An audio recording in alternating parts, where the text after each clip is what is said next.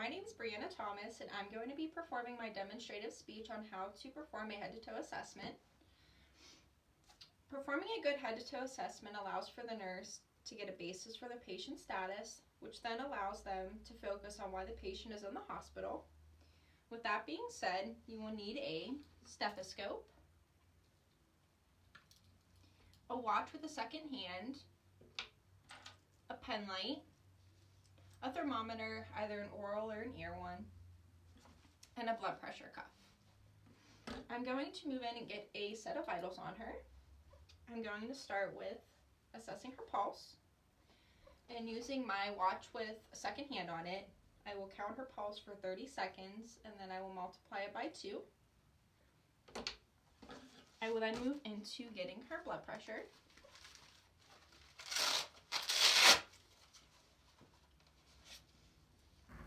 It's very important to have a blood pressure cuff that properly fits your patient's arm, or else you would get an inaccurate reading.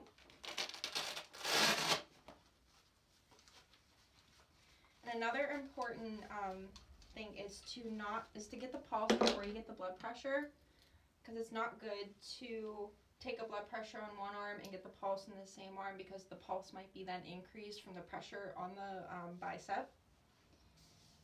I will also ask her if she is experiencing any pain, and if she is, I will have her rate it from 0 to 10, 10 being the worst pain imaginable. I will also get her temperature, and like I said, you can use an oral or an ear thermometer. And then I will move into her head-to-toe assessment. I will ask her her name and date of birth, where she is, the date, and who the president is. And if she answers all those correctly, she is alert and oriented ×4, which is what we want. I will then ask her to take off her glasses, and I will flash a little bit of light into both of her eyes. And both of her pupils should constrict, and that determines her neurological response. And if they both do constrict, that's good, and that's what we want. I'm going to listen to her heart now.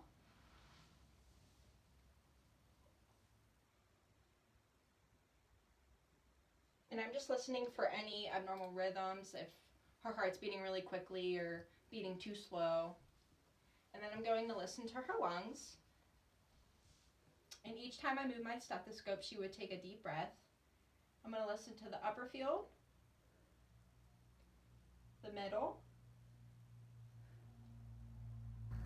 and the lower field.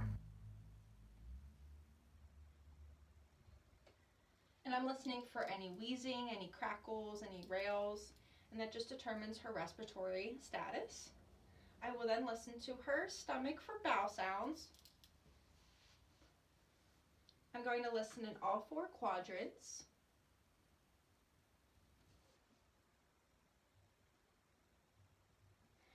And I'm listening for any gurgling, kind of sounds like running water. And I will also ask her too if she's experiencing any nausea, vomiting, or diarrhea. And as I'm listening to her bowel sounds, I will actually have her lift her shirt up and listen on the skin. And I'll also assess for any bruising, any redness. I'll assess temperature. I'll also be doing that while I'm getting her pulse too. And then I'm going to move down to her legs. I'm going to feel for temperature. I'm going to look for any redness, any swelling. I'm going to look for any breakdown on the heels. And I'm also going to feel her pulse on the top of her foot. And all those just ensure that she's getting proper circulation throughout her legs. And that is her head-to-toe assessment.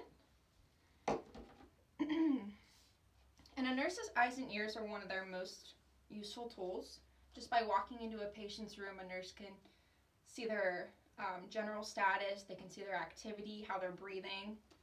And the next time you're a patient or visitor in the hospital and see the nurse performing their assessment, you will know exactly what they're listening and looking for. Thank you.